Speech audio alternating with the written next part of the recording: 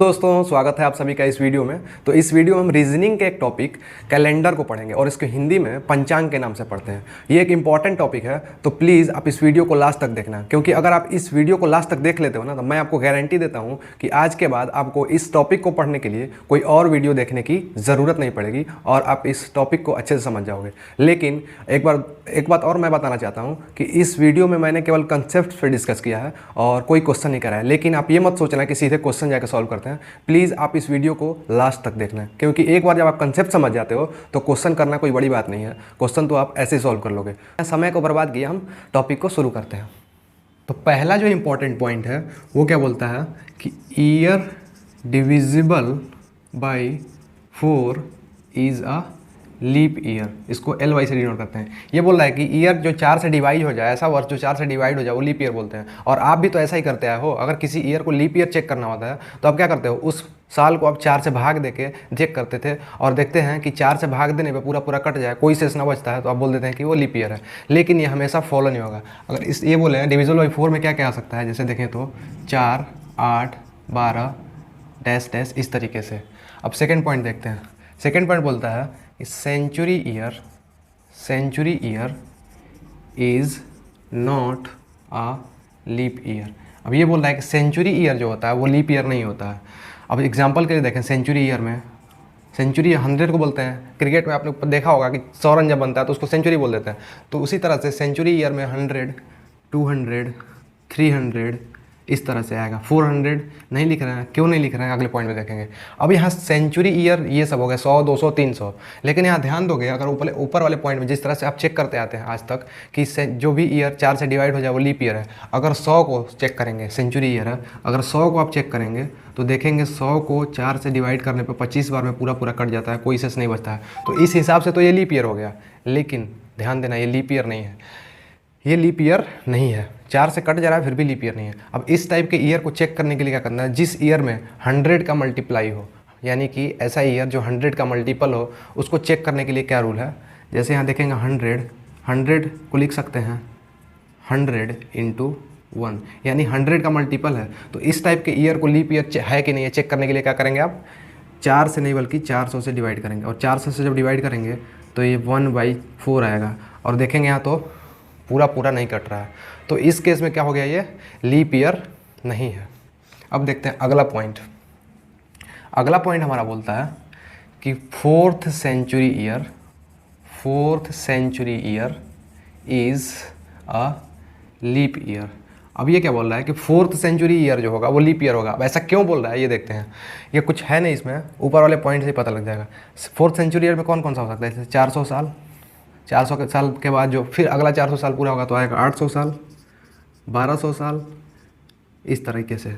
तो ये सब जो हैं 400, 800, 1200 जो फोर्थ सेंचुरी ईयर है वो लीप ईयर हैं। ऐसा क्यों है तो देखते हैं। अब यहाँ देखेंगे 400 में, तो 400 में आप जब देखेंगे तो 400 को देखेंगे तो 400 जो है इसको लिख सकते हैं 4 × 100। यानी यहाँ से देखने से पता लग रहा है कि 400 जो है वो 100 का मल्टीपल है, यानी कि इसमें इस ईयर में 100 का मल्टीप्लाई किया हुआ है। तो इस टाइप के ईयर को चेक करने के लिए अभी मैंने बताया कि 4 से नहीं बल्कि आपको 400 से डिवाइड करना होगा। तो जब 400 से डिवाइड करेंगे इसको तो ये 100 से 4 बार में जाएगा और 4 से 4 कट गया, तो यानी कि पूरा पूरा कट गया। तो इस केस में क्या बोलेंगे, कोई शेष नहीं आया। तो जब कोई शेष नहीं आया तो ये लीप ईयर है। तो इसीलिए जब जो फोर्थ सेंचुरी ईयर हैं वो सारे लीप ईयर हैं। अब आता है ऑड डे का कंसेप्ट। ऑड डे क्या होता है हम देखते हैं। ऑड डे आपने मैथमेटिक्स में ही पढ़ा होगा ऑड नंबर के बारे में। ऐसी संख्याएं जो 2 से नहीं कटती हैं, लेकिन यहाँ वैसा कुछ नहीं है। ऑड नंबर से रिलेटेड नहीं है, लेकिन ऑड का मतलब आपने विषम संख्या पढ़ते हैं, तो यहाँ भी ऑड डे का मतलब यहाँ विषम दिन बोल सकते हैं। अब ऑड डे बोलें या विषम दिन बोलें, अब मतलब क्या है ये तो समझना है। तो मतलब देखते हैं क्या होता है। ऑड डे का मतलब होता है जो भी दिन हमारे पास दिए हुए हों उनमें टोटल सप्ताह बनने के बाद जो भी दिन एक्स्ट्रा बच जाते हैं उसको हम क्या बोल देते हैं, ऑड डे। जैसे अगर एग्जाम्पल के लिए देखें 45 दिन अगर आपके पास है तो 45 दिन में कितने सप्ताह बनेंगे, इसको करने के लिए क्या करेंगे, आप 7 से डिवाइड करेंगे। क्यों, क्योंकि एक सप्ताह में 7 दिन होते हैं। तो 45 दिन में 6 बार में करेंगे तो 42 होगा, यानी 3 दिन ये शेष बच गया। 6 सप्ताह बनने के बाद ये 3 दिन बच जा रहा है। तो जो 3 दिन बचे इसी को हम बोल देते हैं ऑड डे, ओडी। अगर ओडी से डिनोट करते हैं ऑड डे को तो ओडी। तो ये हो गया ऑड डे। अब देखते हैं एक साल में कितने ऑड डे होते हैं। तो पहले आप ये बताइए कि एक साल में कितने दिन होते हैं। तो आप बोलेंगे 365 दिन। तो 365 दिन जिस ईयर में होते हैं उस ईयर को हम क्या बोल देते हैं, ऐसा साल जिसमें कि 365 दिन होता है उसको क्या बोल देते हैं, सामान्य वर्ष या ऑर्डिनरी ईयर। इसको क्या बोलेंगे, सामान्य वर्ष या ऑर्डिनरी ईयर, इंग्लिश में बोलते हैं ऑर्डिनरी ईयर। तो ये हो गया। और ऐसे साल में 365 दिन होते हैं।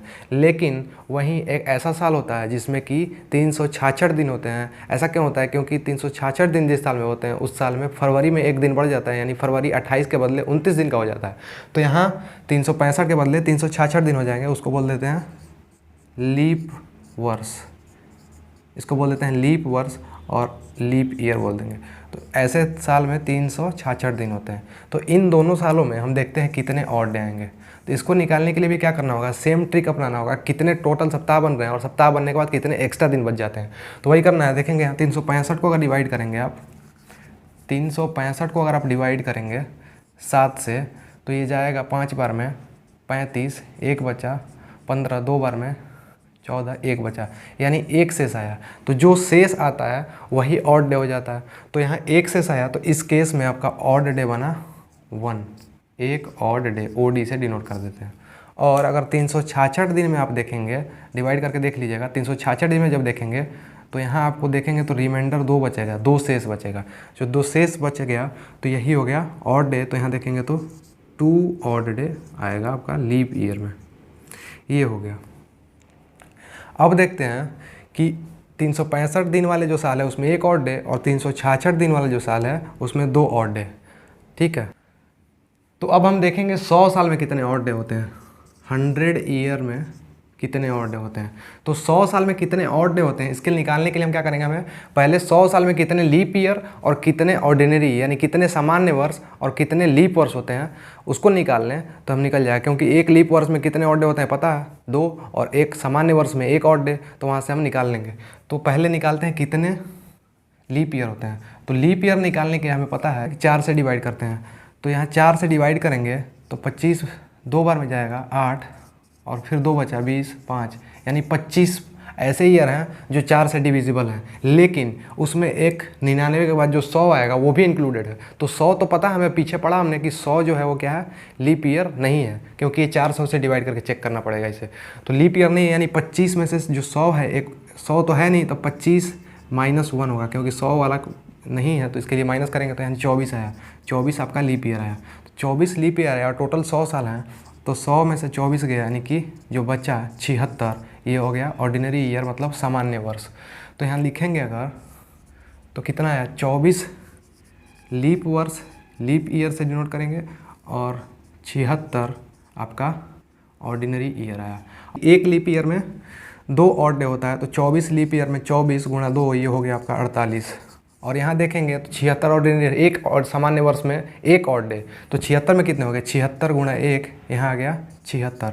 अब ये 100 साल में निकालना है हमको, तो इन दोनों को जोड़ देंगे तो 100 साल में नहीं निकल जाएगा। तो 100 साल में निकालें तो 70 और 40 110, 118, 124 आ गया टोटल।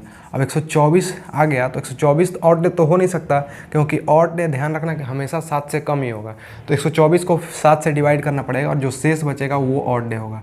तो यहाँ लिखेंगे 124 और इसको डिवाइड करेंगे, तो 7 से जब करेंगे तो ये एक बार में जाएगा 7, 5 बचा, 7 बार में गया 49, ये आ गया 5 आपका शेष। तो ये 5 शेष आया, यानी कि यहाँ जो है 5 ऑड डे, ये आपका 5 विषम दिन आ जाएंगे टोटल 100 साल में। तो अभी हम लोगों ने 100 साल में ऑड डे निकाला। 100 साल में देखा 100 ईयर में कुल विषम दिनों की संख्या आती है हमारी 5। तो अगर 200 साल में निकालना आपको 200 ईयर में, तो कैसे निकालेंगे, 200 साल में 2 बार 100 साल आएगा, तो 2 से मल्टीप्लाई कर देंगे, तो 5 गुणा 2 अगर कर देंगे तो ये 10 आ जाएगा। लेकिन ध्यान देना ये 10 जो है ये ऑड डे नहीं होगा, क्योंकि अभी मैंने बताया कि हमेशा ऑड डे 7 से कम आता है। तो 7 से कम आने के लिए क्या करेंगे, अब 10 को 7 से डिवाइड करके देखेंगे कितने सप्ताह बनेंगे। एक सप्ताह बनेगा और 3 दिन एक्स्ट्रा बच जाएगा, तो 3 दिन शेष बचता है यही ऑड डे हो जाएगा। तो यहाँ इस केस में क्या हो गया, 3 दिन, ये 3 ऑड डे आ गया। अब 300 साल में अगर देखेंगे 300 ईयर में तो कितना होगा, 5 गुणा 3, ये 15 आ गया। अब 15 आया, फिर से 15 ऑड डे नहीं होगा क्योंकि 7 से कम होना चाहिए, तो 15 को फिर से डिवाइड करेंगे 7 से, 2 बार में जाएगा 14, ये 1 बच गया शेष। तो एक जो शेष बचा ये क्या हो गया, ऑड डे हो गया। तो इस केस में देखेंगे हम तो आपका एक ऑड डे आ गया। और अगर 400 साल में देखते हैं, 400 साल में अगर देखेंगे तो कितना होगा, 5 गुणा 4 बराबर 20। अब ध्यान दें 20 को आप 7 से डिवाइड नहीं करोगे, क्योंकि 400वां साल जो है 4th सेंचुरी ईयर जो है वो क्या है, लीप ईयर है। पीछे हम लोगों ने बात किया था, तो लीप ईयर है तो एक दिन एक्स्ट्रा बढ़ जाएगा इस ईयर में। तो 400वां साल में एक दिन एक्स्ट्रा हो जाएगा, तो ये टोटल होगा 21 दिन। और 21 दिन में देखेंगे, 21 दिन में देखेंगे तो 7 से करेंगे तो 3 बार में पूरा पूरा कट जाएगा, यानी कि 3 सप्ताह बनेगा। कोई यहाँ शेष नहीं बच रहा है। जब कोई शेष नहीं बचे तो क्या होगा, 0 ऑड डे। तो यहाँ देखेंगे तो आपका कितना हो गया, 0 ऑड डे। तो यहाँ देखेंगे तो 400 साल में 0 ऑड डे, 300 साल में 1 ऑड डे, और 200 साल में 3 ऑड डे, और 100 साल में 5 ऑड डे। तो अभी हम लोगों ने साल में तो ऑड डे निकालना सीख लिया। अब क्या करेंगे, महीने में ऑड डे निकालना सीखेंगे। अब महीने में कैसे निकालते हैं, जैसे यहाँ लिख लेंगे मंथ और यहाँ लिख लेंगे ऑड डे। तो यहाँ देखते हैं मंथ कौन कौन से होंगे, जनवरी, फरवरी, मार्च, अप्रैल, मई, जून, जुलाई, अगस्त, सितंबर, अक्टूबर, नवंबर, दिसंबर। तो ये सारे हमारे मंथ होंगे। अब क्या करना है, इन महीनों में कितने दिन होते हैं यहाँ लिख लेते हैं। तो जनवरी में देखेंगे, जनवरी में कितना होगा, 31 दिन होगा। फरवरी में कितना होगा, या तो 28 होगा या 29 होगा।